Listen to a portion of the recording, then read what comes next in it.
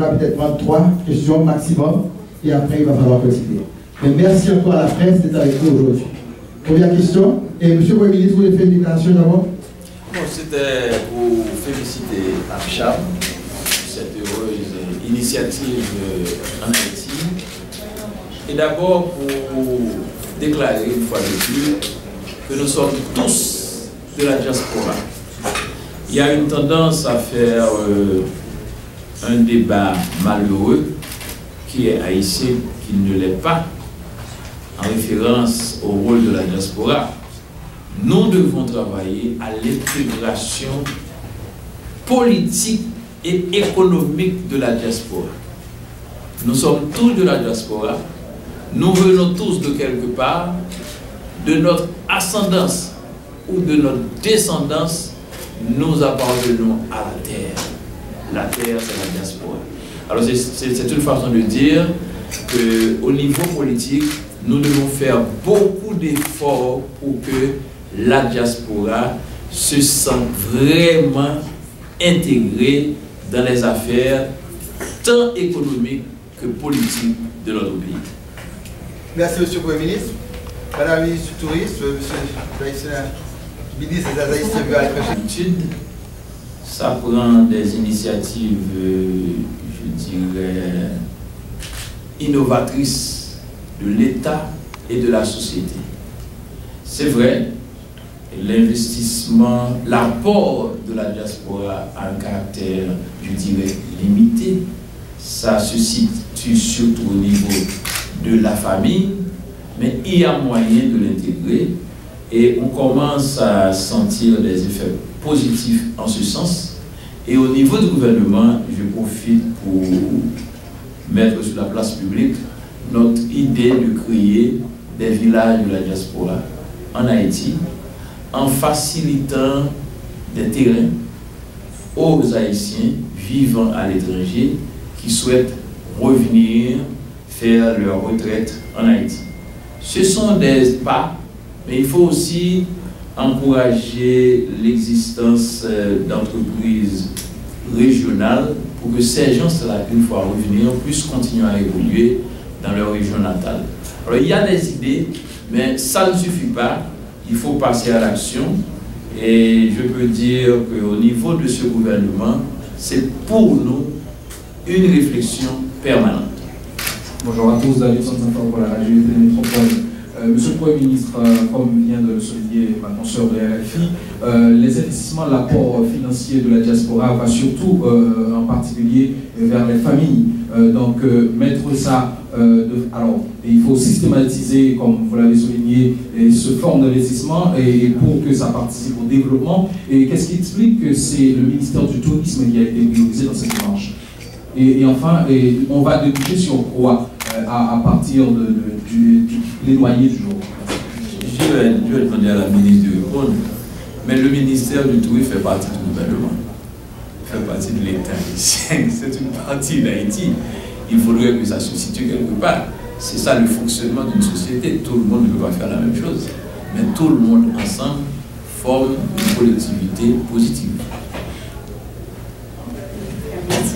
Merci Premier ministre, merci pour la question de Radio Métropole. Effectivement, lorsqu'on a entamé le processus d'organisation de ce grand événement qui est AmCham, une des priorités de cet événement, c'est d'attirer les investissements.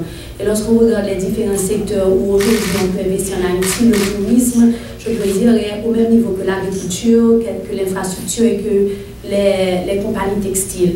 Donc, encore une fois, je remercie AmCham qui a pu permettre que le secteur touristique soit aujourd'hui un secteur où tout le monde en parle, tout le monde veut comprendre l'importance de ce développement pour le pays. Et on sait bien qu'il va y avoir nécessairement non seulement des revenus pour le pays, mais aussi la création d'emplois.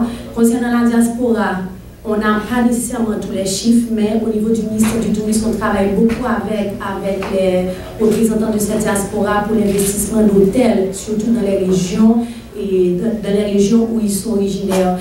Donc effectivement, c'est un secteur qui est très important pour Haïti, que ce soit au point de vue des ressources qu'il amène au pays, mais aussi des transferts. Merci. qu'il y a plus qu'un accord.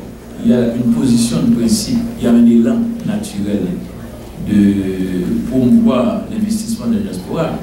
Et ce n'est pas une affaire haïtienne. Nous sommes en train d'accueillir en Haïti une conférence internationale des engagements des diasporas dans l'Amérique latine.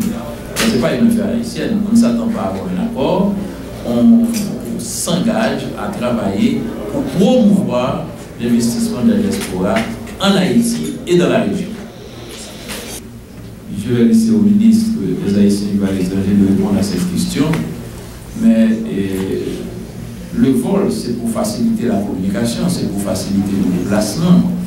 Mais l'investissement, c'est autre chose. Il y a eu toujours des investisseurs de la diaspora, un peu partout dans le pays, particulièrement dans le nord et le nord-est.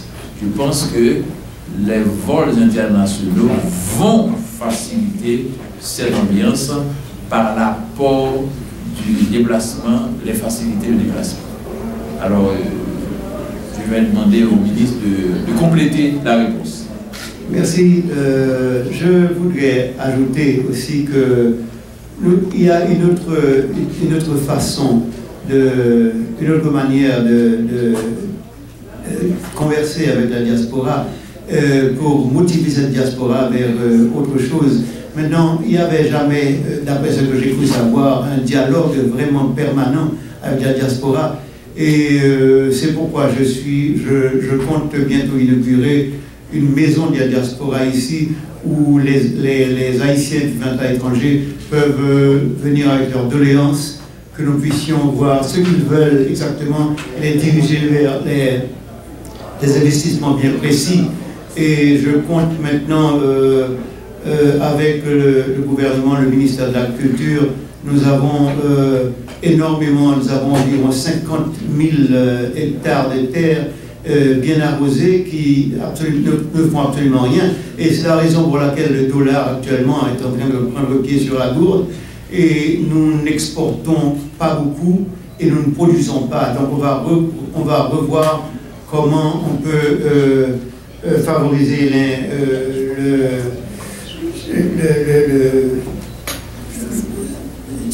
la culture en Haïti, l'agriculture. Et nous n'exportons pratiquement rien, mais pour le moment nous allons faire en sorte d'importer moins de Santo Domingo surtout et de partout. Merci beaucoup. Jean-Pierre dit tout à l'heure, je voulais insister sur un point et me dire dans le discours tout à l'heure. Diaspora, c'est mon simple question de l'argent, voler l'argent en Haïti. C'est d'abord une question de ressources. Nous sommes dit que diaspora, ils ont gros atout, les former, ils ont là une connaissance. Connaissance là, l'homme est au service du pays, sont atouts majeurs pour le développement. C'est pour nous retirer toute barrière, toute forme de discrimination entre nous-mêmes et l'autre monde qui vit de l'autre côté. Compatriotes pour eux, ils supportent l'économie de toute région et dans pile l'autre côté à vivre.